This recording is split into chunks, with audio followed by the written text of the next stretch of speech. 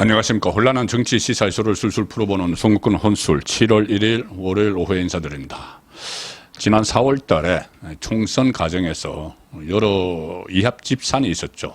제3지대 해서 이낙연, 이준석 여러 명이 금태섭 해서 합종연행 비슷하게 이루어졌었는데 그 과정에서 이준석의 6억 6천만 원 먹튀 사건이 있었는데 혹시 기억하실지 모르겠습니다. 이낙연 세력과 같이 통합을 한다고 해서 국회의원 숫자를 불려서 국고보조금, 정당에 주는 국고보조금을 6억 6천만 원 가량을 수령을 하고 바로 결별을 해버렸죠. 그래서 국회의원 숫자가 줄어들면서 그 돈을 반환을 해야 되는 것 아닌가 이런 이제 여론이 일어나니까 이준석이 그때 반환을 하려고 해도 반환할 방법이 없다. 선관위에서 그런 규정이 없기 때문에 반환을 할 수 없다. 그 대신 이 돈을 쓰지 않고 가지고 있다가 나중에 이제 정치자금법 같은 것을 바꿔서 반환을 할 수 있으면 그때 반환을 하겠다. 이 돈은 우리가 안 쓰겠다. 그렇게 이야기를 했었죠. 그런데 거짓말이었습니다. 이미 돈을 그 중에서 일부를 빼내 썼습니다. 그것도 지난 총선 때 빼냈었는데 총선 때 그때 이 신당에서 이준석이 만든 개혁신당에서 사실상 당선 가능성이 있었던 인물은 이준석 본인이죠. 그래서 이 돈을 여론조사를 하는데 썼다는데 아마 이준석을 위한 여론조사에 집중적으로 투입이 된 것 아닌가 그런 의구심마저 듭니다. 누구를 위한 여론조사인지는 나오지 않았지만은 어쨌든 거짓말을 한 셈이죠. 그리고 그때도 이 돈을 정말 진정성만 있다면은 국고에 반환할 방법이 있었다. 그런 이야기가 지금 다시 나오고 있습니다.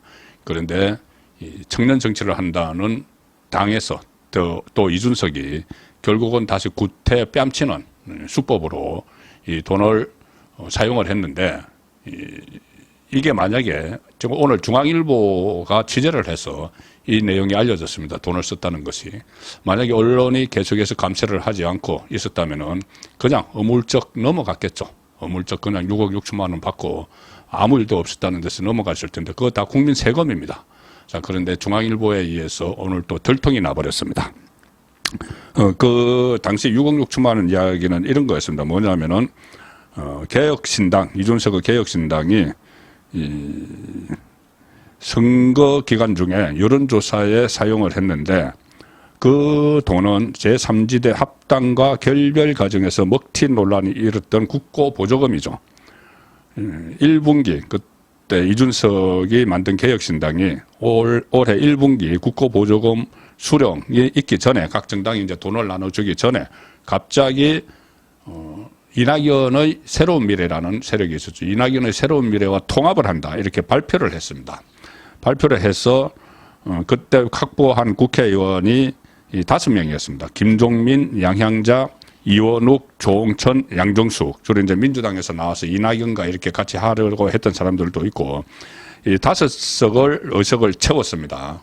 1분기 정당 보조금을 지급하기 직전에 채웠습니다. 그래서 보조금을 얼마 받았냐 하면은 국고 보조금을 6억 6,654만 원을 받았죠. 받았습니다. 왜 이렇게 6억 5천만 원이나 6억 6천만 원이나 받을 수가 있냐면은 이 의석수 4석과 5석 정당이 받는 보조금 액수는 20배 가량 차이가 납니다. 20배 가량 차이가 나는데 그때 4석을 가지고 있다가 김종민이 이낙연 쪽에 있었는데 김종민이 현역 의원 자격으로 들어오니까 5석이 됐죠.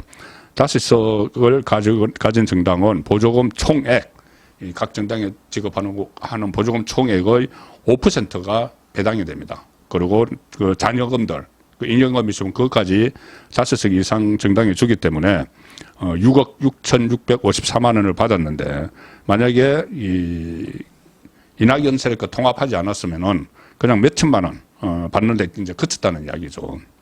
자, 그런데 그 통합을 그렇게 해서 억대 보조금을 받고 나서 6억대 보조금을 받고 나서 보조금 수령 후 5일 만에 이낙연 세력과 합당 파기해서 우리 따로 갈 길 갈 거야 해서 결별을 하게 되죠.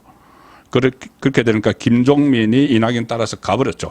가버리니까 4석으로 줄었습니다. 4석으로 줄었으니까 원래 이렇게 되면은 20분의 1밖에 받지 못하는 것을 억지로 이제 합당한다고 해가지고 그래서 나중에는 그 합당한다는 것도 결국은 쇼 아니냐. 이 일종의 그 돈을 국고보조금을 가져가기 위한 대국민 사기극이다 이런 이야기까지 그때 나왔었습니다. 합당을 한다고 해서 뭐 발표까지 다 해놓고 이 보조금을 수령을 하고 20배나 많은 그냥 있었던 것보다 20배나 많은 보조금을 수령을 하고 바로 결별을 해버렸기 때문에 이거 보조금 타기 위한 사기 아니냐 이런 말까지 그때 나왔었죠. 자 그렇게 되고 이제 꼼수 수령 사기 국고 처리 뭐 이런 비판이 그때 많이 나왔죠. 그러니까는 그때 개혁신당은 뭐라고 했냐 하면은 보조금 동결 그리고 반납을 추진하겠다 해서 이준석이 이렇게 이야기했습니다. 2월 20일에 5명의 현역 의원 확보로 수령했던 보조금 6억 원을 반납하겠다고 이야기를 했습니다. 반납하겠다. 그리고 해당 자금에 대한 지출은 전액 동결해서 지출 안 하겠다는 이야기죠. 전액 동결해서 나중에 다 공개할 수 있도록 하겠다. 그런데 이 선관위가 반환 사유에 해당되지 않는다. 그런 이제 전례가 없기 때문에 난색을 표명을 했죠. 그렇게 유권 해석을 내리니까 그러면 우리가 정당 보조금 자진 반환을 골자로 하는 정치자금법 개정안을 만들겠다. 뭐 이렇게 했습니다. 했는데 말을 이제 그렇게 해놓고 이제 점차 잊혀져 가고 있는 상황이었죠. 2월 달에 이 일이 있었는데 지금 잊혀져 가고 있는 상황이었는데 지금 중앙일보가 중앙선관위로부터 제출받은 개혁신당의 21회 총선 회계 보고서 이것을 이제 확보를 해서 이것을 여기에 보니까는 개혁신당이 이미 보조금 먹튀 논란이 일어났던 국고 보조금 중에 일부를 총선 기간에 여론조사하는데 사용을 해버렸다. 이 2월 15일에 수령을 했습니다. 국고 보조금 6억 6,654만 원을 수령을 했는데 4.10 총선 기간인 지난 4월에 개혁신당은 이 보조금 중에 2억 96만 원을 당 정책연구소인 HK연구원에 교부를 했고 HK연구원은 세계 여론조사 업체에 1억 6,555만 원을 썼습니다. 국고보조금 중에 이제 30%는 정책연구소에 쓰도록 뭐 이렇게 돼 있었죠. 그런데 이것을 동결을 해놓으면은 안 쓰면 되는 거죠. 정책연구소에 그러니까는 안 쓰고 동결을 해놓든지 아니면 다른 방법으로 이미 다 반납을 했어야 되는데 그것을 하지 않고 국민이 여기에 대해서 잊혀질 때를 아마 잊혀질 거라고 생각을 한 모양입니다. 그래서 이것을 써버렸는데 이준석은 이렇게 이야기를 했다고 합니다. 그 중에서 이 30%를 쓴 데 대해서 지금도 계속 선관위에 문의하지만 반환할 수 있는 규정이 없다. 어쩔 수 없이 쓴 항목에 해당하는 금액만큼은 일반적으로 쓸 수 있는 계정에서 동결하고 있다. 이게 그러니까는 30%는 정책연구소에 무조건 써야 되니까 이제 썼다는 이야기입니다. 썼고 다른 것으로 그만큼의 그 금액을 동결하고 있다는 말인데 동결하고 있는지 안 하는지 그것도 알 도리가 없는 거죠. 지금 왜 그러냐면은 개혁신당이 올해 1월부터 4월 사이에 선거를 치르면서 당비와 보조금 등으로 29억 5,381만 원 수입을 거뒀는데 지출한 것은 36억 8,612만 원. 그래서 적자 7억 3,237만 원 적자를 신고를 했는데 이 안에서 과연 이 돈을 6억 얼마를 동결을 해놨을까? 자, 그 부분도 다시 살펴봐야 되는데 그까지는 지금 선관위 자료에는 지금 나오지 않고 있는 것 같습니다. 그리고 이게 어쩔 수 없다. 이 선관위에서 다시 국고에 환수할 수 있는 방법이 없다고 이야기를 했다고 하지만 이 방법이 다 있었습니다. 그때도 이야기가 나왔죠. 이 방법이 없다는 건 핑계일 뿐이고 그때 당시 한동훈 국민의힘 비대위원장이 이런 말을 한 적이 있습니다. 반환 방법이 있다. 이 보조금 사기가 적발됐으면은 토해내는 것이 맞다. 그렇게 이야기를 하면서 제도가 없어서 반납하지 못하겠다는 것은 말도 안 된다. 성의 그리고 진정성이 있으면 반납이 가능하다 하면서 두 가지 방법을 제시를 했었습니다. 그때. 그래서 저도 그렇지 그런 방법이 있는데 왜 이 방법은 안 쓰고 그냥 동결해 놓겠다고 하지 이 생각을 했는데 이렇게 이제 몰래 쓰려고 했던 것이죠. 두 가지 방법이 뭐냐. 하나는 당비를 모으지 않습니까? 당비를 이제 선거 때 많은 당비를 모았을 텐데 그 중에서 똑같은 금액 6억 6천만 원을 선관위에 기부를 하면 되는 겁니다. 선관위 기부 형식으로 돌려주면 되는 것이죠. 뭐 이 돈 저 돈 돈의 성격이 좀 다른데 어쨌든 똑같은 금액을 맞춰서 국고보조금을 꼼수로 받아낸 것을 그 금액을 다시 이제 토해내겠다는 그 들통이 났으니까 토해내겠다는 의지가 있으면은 당비를 모은 것 중에서 그 중에서 같은 금액을 선관위에 기부를 하면은 된다는 이야기입니다. 그 회계 처리할 때만 이렇게 달리하면 되는 것이죠.